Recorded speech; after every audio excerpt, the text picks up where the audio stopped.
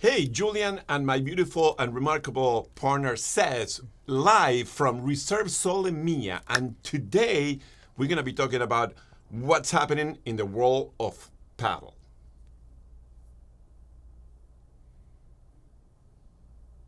All right, Jules, we're going to be talking a little bit about the boycott, right? And what's going on, the update, and the tournament in Gijon that was last weekend, the outcome, and any new updates that we may have. Super exciting. Let's go back a little bit in time. January 17th, the FIP, the tournament promoters and the organizers, they all get together. They said, okay, what are going to be the new rules for the 2025 Premier Padel circuit? They came up with these pretty interesting rules. Kind of like the changes that they The want to changes, make, right? yes. That benefits them. Exactly. So why don't you talk a little bit about that? So they went from having on the P1, so it's the highest level tournament, from having 48 couples or teams down to 40. Why is that great for the fee promoters and all that? Because now remember that the promoters and the tournament organizers, they have to pay for the hotels, the meals, the organization, and all that. So now you have less teams, less players, so that offsets to your bottom line. So the thing is, too, is that doesn't allow some of the players to qualify or to play. Exactly. And that's tough on the newcomers. The young kids are coming and they're really playing well, but they can't seem to. And they're kind of low in that ranking. They can't seem to get into the games and play. And the P1s or P2s. So for the promoter, it's a positive step forward. Now for the professional players, now you have less players, and they went from having 8 teams to qualify for the main draw to now only having 4 teams. So now all these lower ranked players, they have to travel now pretty much all over the world. Now they're playing in Gijon. Next tournament it's in Mexico. Then they come into Miami. Then they go to Saudi Arabia. So it's much more expensive to travel for these young players. And what's going to happen now in Mexico? So Mexico, what's going to happen? It's pretty interesting. Out of the top 100 couples or teams, everybody dropped out. Literally, nobody's playing, except Lebron and Stupa, that they're partnering together and they're going to be playing there. Yeah, I wonder what the motivation was. It's hard really to tell. Right? Yes, I think he made a statement. Yes, and so that's pretty much interesting. So let's talk about a little bit on the men's side. Who were the finalists and the winners? Oh, the results, right? Oh, the results. Yes. Yeah. Wow, that was a big surprise, I guess. You had some players that reached the finals that were way over in the rankings, way over 100, 120 or something like that, and made it to the finals. This is mind blowing. I mean, the top series were Tolito and Alfonso. Yep. They were. That was for A1 though, so they're starting on Premier. I think also. I don't know where they started in the rankings. Yes, I mean, they're in the 130, 140s, right. But the interesting part is last year they were the A1 number 1 couple in the world by far. They beat everyone in the A1 circuit. Now they move into the Premier Padel Tour. Now they're in the 130, 140 ranked. So everybody thought, okay, these guys are like the superstars, the only superstars playing this tournament. They got experience. They got experience. Everybody respects them. So they won they won pretty much every single match all the way through the finals. Going to the finals, they play these 2 young kids. Yeah. Both of them, they're like under 18, pretty much. 17. I mean. Yeah, wow. these are the next gen. So they said, this is gonna be a walk in the park. We're going to be crowned kings of the first Premier Padel Tour tournament champions. I think they went with that idea into the match. You think they went in overconfident? I think they went overconfident. And let me tell you, if you had a chance to watch this outstanding performance by these 2 young kids, I thought they were going to choke and really... No, they didn't. They step up to the challenge. I think what it is once they didn't play Tolito and Alfonso's game, because they have a totally different game, you know, risky shots, a different type of game. They started doing better once they would get back into their basics. I think they started doing a better, slow the game down and just play their game. I think they started doing better, and that was I think why they succeeded. The points that you played in that finals were spectacular. I mean, these kids, they're kids. They cannot even drink beer, okay? Not even Spain. You have to be 18 in Spain to drink beer.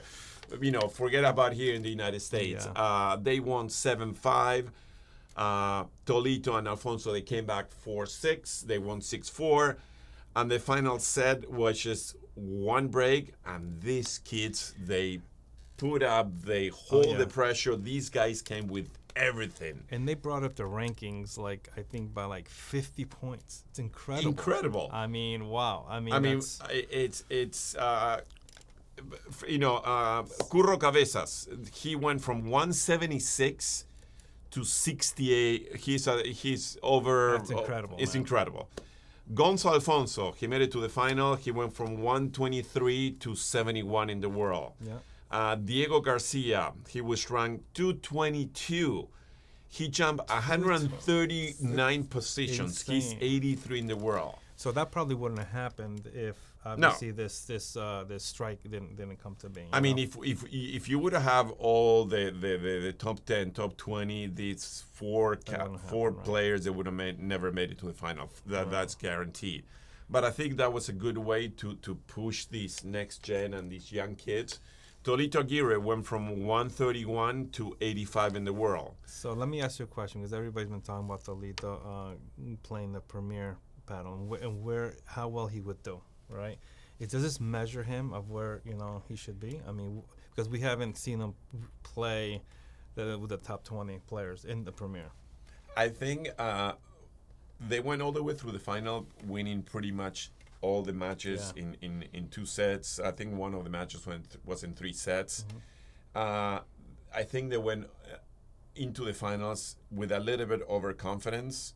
These 2 young kids, they truly respect them.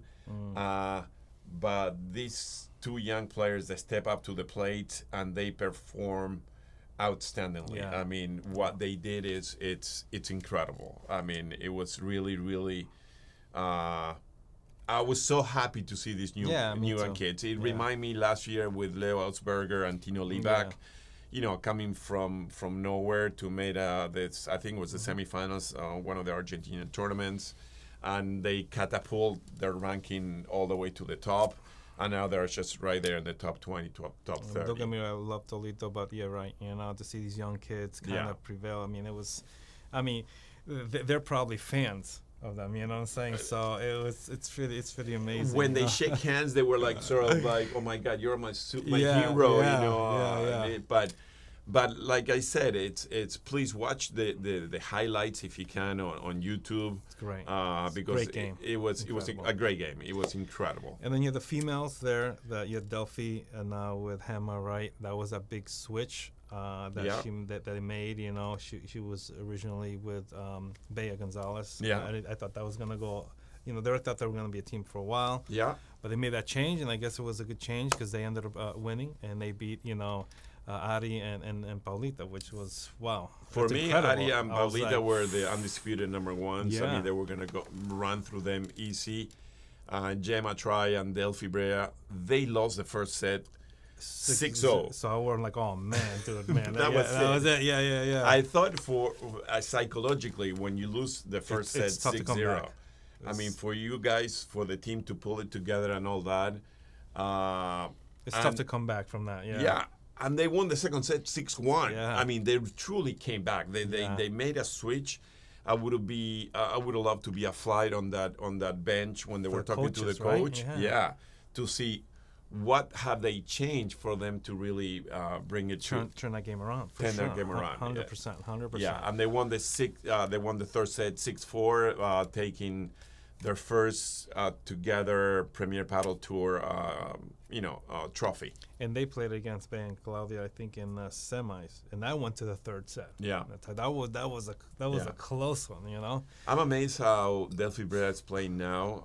She truly, from last year to this year, she picked up her game. Oh yeah. She made a great partnership with Bea and all that, and it's an amazing player. Yeah, it's an amazing player. Okay, so let's talk about Mexico. Cancun Premier P2 tournament. Yes. So so there it's a P2. So again, you have nobody who has subscribed, at least not the top 100. The only ones was Stupa and Lebron. Yeah. I don't. He did make a statement. At first they weren't going. They didn't do the Gijon, and then he's saying, I guess he's not sure if this is the right decision or not. He's weighing, what to do, and both sides have a point.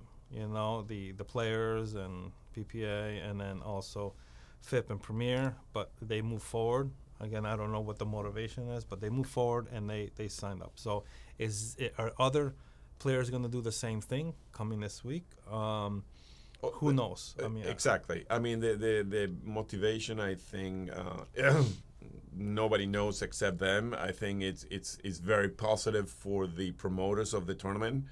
It's not having the rest of the players, not to have the Tapias or the Coelhos playing that tournament. Mm-hmm. It's really devastating from the financial aspect, because now you have only Lebron. And cross fingers that they will make it to the final. Imagine if they lose in the first or second round. The top couples. I wonder how really they get affected, because you still got the women's there. You got Tolito in the last and Gijon. Now you have Stupa and Lebron and Tolito and his partner, and the women's still there. How big do you think that affects the tournament? I think it happens. I mean, if you're gonna have the superstars. Who would like to go and see someone who, just to give you one of the couples there, Gustavo Nunes and Miguel Angel Solves from Spain and Portugal. They're ranked 114 and 79. I guarantee you, 99.999% of the people in Cancun, they don't even know who these guys are. Yeah. I'm sure I don't even know them. I've never seen them play. I'm sure they're unbelievable players. The only teams that I know from the Cancun tournament is Lebron and Stupa and Tolito and Alfonso. The rest are like on the top 8. I mean, no one is ranked on the top 20 except Stupa and Lebron. And just to give you an example on the points, Stupa are ranked number 1. They're a top seed. They're ranked 5 and 6 in the world. They combine a total of points of 17,000. The number 2 couple, they have a combined points of 1,233. They're ranked at 114 and 79. They're ranked 114 and 79. I mean, it's when I watched the highlights, and there were players that they're unknown or lowerly ranked, that seats were empty. Yeah, the seats are really empty. So it definitely affects the tournaments. Yeah, it's and also it will affect tremendously me as a tournament promoter. When you go and sell the tournament, you get those sponsors. You guarantee them that you're going to have all these top 100 players playing the tournament, and suddenly you don't. And they lose confidence in the organizers, everything. Yeah, the media, everything gets affected. You promised something that you were not able to deliver to the sponsors, so that's going to be very, very tricky. So the thing is are more people going to sign up for Mexico now that's Stupa and Lebron? And so we'll see this week, and we'll keep you updated on what's going on with the strike. And so just stay with us, and we'll see you in the next live on the boycott.